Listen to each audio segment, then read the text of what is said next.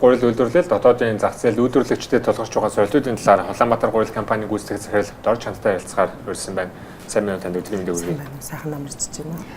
За энэ жилийн хувьд бол Улаанбаатар гурил компанийн хувьд бол ерөнхий нийтдээ хүчин чадал нь жилдээ 108 мянган тонн гурил үйлдвэрлэх хүчин чадалтай гэж та бүхэн үздэг байгаа шүү дээ.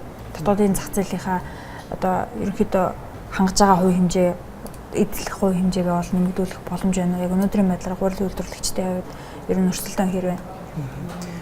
Улаанбаатар гурилын хувьд болохоор зэрэг 108 мянган тонн үр тариа тэрэмт хүчин чадалтай. Тэгээд буудаа маань өөрөө 1000 кг буудаа байна гэж үзэхэд 75% нь гурил болдог, 25% нь хэвэг болдог байгаа. Тэр утгаараа манайх нэг жилдээ нэг 75 мянган тонн гурил үйлдвэрлэх хүчин чадалтай гэж үзнэ. Монгол улсын нийт гурил үйлдвэрлэлийн зах зээл болохоор зэрэг нэг 210 мянгаас 240 мянган тонн байгаа. За тэрний ямар учиртай гэхээр нийтдээ нэг жилдээ 320-аас 340 мянган тонн Улаанбуудай тэрэмтжиж Монгол улсын нийт хүн амын гурилын хэрэгцээг хангадаг гэсэн үг.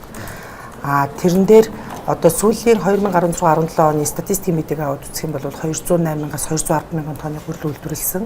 218 онд болохоор зэрэг 239 мянган тонны гурил үйлдвэрлэсэн байдгийг. Тэгээд тэндээс үзэх юм бол нийт зах зээлийн 30-35%-ийг дангаар Улаанбаатар гурил хангад явж байгаа. Ер нь яг за хөдөө аж ахуйн бүтээгдэхүүн бол мэдээж цагуурийн байлаас бас нэлээд хамааралтай байдаг шүү дээ. Энэ тал дээр эрсдлээ бууруулахын чиглэлд ямар ажлуудыг авч хэрэгжилж байна. Нөгөө талдаа бас яг энэ бүтээгдэхүүнүүдийг тээвэрлэх чиглэлд хүндрэлүүд тулгарч байна уу? За гурил болон Улаанбуудай бол өөрөө стратегийн хүнс гэж явж байгаа. Тэгээ стратегийн хүнс учраас улсаас нэлээд дэмжлэг, нэлээд одоо бодлогын чанартай дэм тусалцаа дэмжлэгүүд шаардлагатай байдаг яалтчгүй. За үүнтэй холбоотойгоор яг одоогийн байдлаар тулгараад байгаа нөхцөл байдал хэм бол Улаанбуудайг тээвэрлэхээр үнэхээр ялцчих асуудал тулгарч байгаа. Нэгдүгээрт нь манай Монгол улсын хэмжээнд бол Улаанбуудайг тээвэрлэх зориулалтын вагон байдаггүй. Тэр нь ямар вагон байдаг гэхээр хоппер буюу доошоо шууд урсгалтаараа гоочдөг ийм вагон байдаг. Одоогийн байдлаар нийт гурилын үйлдвэрүүд маань ургацаа төмөр замаар тээвэрлэхдээ креатив буюу одоо нөгөө таварын зориулалтаар ашигладаг буудаг дотрлоод дотор талд нь мод хадж агаад тэгээд дээдлийн люк гэдэг зүйлээр ачдаг нэг ийм асуудал буулгахдаа хаалгаар нь буулгадаг. Яг зориулалтын Улаанбуудай буудаа болон одоо нөгөө үр тариа тээвэрлэх зориулалтын тээврийн хэрэгсэл бол ялцгүй нөгөө хоппер вагон байдаг. Тэр вагон манай улсад байхгүй байгаа. За энэ талаар гурил үйлдвэрлэгчдийн холбооноос за мөн тариал эрхлэгчдээс ч мөн ялгаагүй ерөнхийдөө бол хүнсний үйлдвэрүүдээс мөн ерөнхий сайд болон ерөнхийлөгчд бас өөрсдийн санал хүслийг хургуулсан байж байгаа. 6 сарын 25 болсон хүнсчдийн онц их хурлаар энэ саналыг хургуулсан байж байгаа. Яг энэ бодлогын дэмжлэг гэдэг талаас нь харах юм бол бас 90 оны он гараад шууд гурил байжуулах хууль хийж их хууртай байгаа шүү дээ. Гэтэ яг ер нь энэ яг үйлдвэрлэгчдийн хувьд үйл ажиллагаанд яаж нөлөөлнө гэсэн үг вэ? За гурил байжуулах гэдэг маань өөрөө 2005-6 оны үед бас яг явагдчихсэн үйл ажиллагаа байгаа. Энэ нь өөрөө манай яамны дэмжлэгтэйгээр мөн олон улсын сангуудын дэмжлэгээр явагдчихсэн юм үйл ажиллагаа байгаа. За одоо бол нийт хүн амын эрүүл мэндэд тустай одоо нийт хүн амын эрүүл мэндэд анхаарах үүднээс олон улсын жишг, олон улсын туршлагыг авч хэрэгжүүлэхээр Монгол улсын засгийн газраас зорж ажиллаж байгаа. Энэний хүрээнд гурилыг баяжуулахаар одоо ерөнхийдөө бол бэлтгэл ажил нь явагдаж байгаа. За энэ дээр нэг нэмээд хэлэхэд гурил баяжуулахтай холбоотойгоор одоогийн байдлаар яг гурил баяжуулалтын холбоотой стандартууд нь шинжлэгдэж гараагүй байна. Гэтэл бид нар 12 сарын 31-ний өдөр гэхэд бид нар гурилаа үйлдвэрлээд баяжуулаад эхэлж явах ёстой. Тэгээд 1 сарын 1-ээс тэгэхэд нэгсдэ худалдаанд гарах нь шүү дээ. Гэтэл одоогийн байдлаар стандарт нь арай батлагдаагүй байна. Дээрээс нь нэмж хэлэхэд шошго гэж бас байгаа. За мөн ямар төрлийн премиксийг яаж хэрэглэх юм гэдэг нь ч гэсэн одоогийн байдлаар шийдэгдэггүй байна. Тэгээ энэ дээр бол бас гурил үйлдвэрлэгч нар харьяалах яамандаа бас хүсэлтэд тавиад энэ асуудал дээр бас онцгой анхаарал энэ асуудлыг дөрвөлжүүлж өгөөч гэдэг дээр бол хамтраад ажиллаад явж байгаа. Экспортлох боломжийг бас эрэлхийлж байна гэсэн байна л та. Энэ яг ямар учиртай юм болоо? Хоёр улсын ер нь бол засгийн газраас хүнс хөдөө аж ахуйн бүтээгдэхүүнийг экспортын чиг хандлагатай бүтээгдэхүүн болгох гэдэг ийм бодлогын стратегийн бодлогын түвшинд ийм ажлууд явагдаж байгаа. Үүнтэй холбоотойгоор сая хоёр улсын бүгд намтад ард улс Монгол улсын засгийн газрын хоорондын хилцээрийн дагуу Хятадын яг харьяалах албан байгууллагуудаас нь Монгол улсын нийт гурилын үйлдвэрүүд дээр хурж ирж хянан баталгаажуулалт хийгдсэн байгаа. За тэр хянан баталгаажуулалт нь ямар ч тань хэр зэрэг хурж ирээд гурилын үйлдвэрүүдийг яг тухайн гурил нь одоо хятад улсын өөрсдийн стандарт нормд тэнцэж гэнэ үү гэдэг байдлаар хинэн баталгаажуулалт хийгдсэн. За үүнтэй холбогдуулаад хэлэхэд ерөнхийдөө бол Улаанбаатар гурил Монгол улсын хэмжээнд одоо анх удаа гурилын үйлдвэрүүд дундаасаа хаасаг буюу хүнсний аюулгүй байдлын тогтолцоог авсан байгаа. Энэ маань өөрөө эцэгтэй эцгийн хяналтын тогтолцоо буюу одоо олон улсад зөвшөөрөгдсөн хүнсний аюулгүй байдлын нэг тогтолцооны нэг хэлбэр юм байна. Тэгээд энэ ажил маань одоо ерөнхийдөө дууссан. 10 дугаар сар юм уу 11 дугаар сараас Хятадын засгийн газраас ерөнхийдөө хариуг нь өгөх бах. Ямар гурилын үйлдвэрүүд Хятад улс руу гурилыг экспорттод гаргах зөвшөөрөл авах вэ гэдэг талаар хариу өгөхгүй ирэх бах.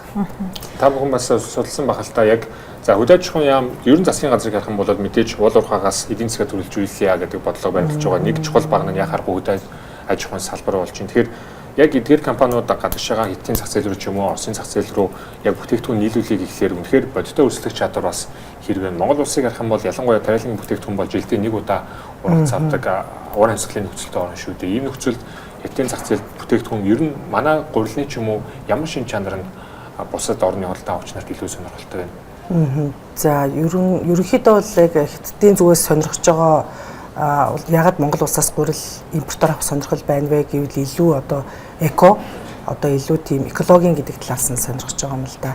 За энэ нь болохоор зэрэг яг манай орон өөрөө газар тариалан хөгжөөд одоо энэ жил атрын 60 жил явуулж байгаа 60 жилийн түүхтэй Орос улс Хятад улс гэж хэдэн зуун жилийн одоо газар тариалан түүхтэй ийм одоо улсууд байж байгаа. Тэгээд үүнтэй холбоотойгоор ерөнхийдөө манай хөрс бол өөрөө бас шинэ хөрстэй баяж одоо бусад орнуудыг бодвол харьцангуй урмал хамгаалах бодис болон бордооны хэрэглээ дөнгөж шинээрээ байгаа дөнгөж эхэлж байгаа ийм байгаа.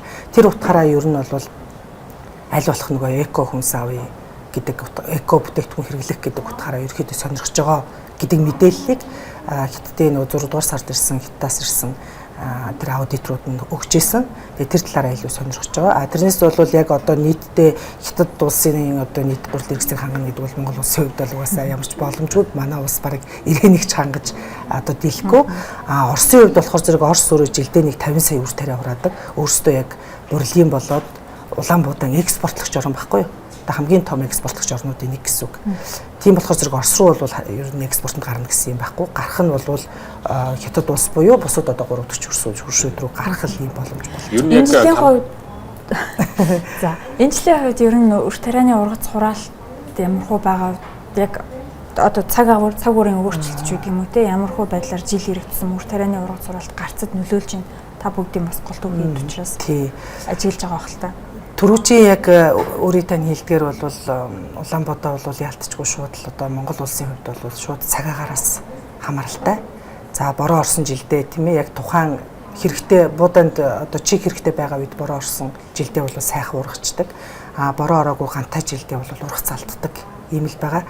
Тэгээд ургац алдахаар яадаг вэ гэхээр нэгэнтээ одоо Монгол улсын нийт хүн амын гурилын хэрэгцээг хангах ёстой учраас бид нэр одоо стратегийн хүнс гэдгээр нь засгийн газраас батлагдаад квот гарч ирээд тэр квотын дагуу бид нэр ингээд хууль батлагдаад тэр квотын дагуу бид нэр Оросын албаны улсаас буудаага хангаж авдаг. Нэг иймэрхүү нөхцөл байдалд явж байгаа. Цаашдаа ер нь бол яамнаас болон засгийн газраас газар тариаланыг илүү их хөргөжүүлэх тийм ээ илүү одоо тогтвортой байлгах илүү их одоо найдвартай ургац авах талаас нь янз янзын бодлогод гараад явж байгаа юм билэ. Одоо хамгийн сүүлд хэд тусалгааны системүүдийг жишээлбэл тариалангийн талбайнуудад нэвтрүүлж байгаа ч тийм энэ нь өөрөө бас ингээд он удаан жилийн турш тогтвортой ургац авахд илүү эерэг нөлөө үзүүлэх ийм нөхцөл байдал бас цаашдаа байгаа.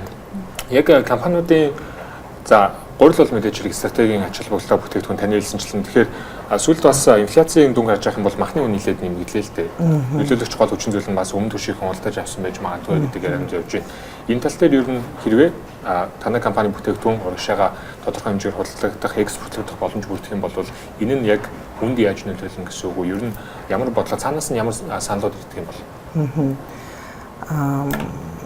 Гурил экспортлоход ерөнхийдөө бол засгийн газраас тодорхой хэмжээний квот олох баг.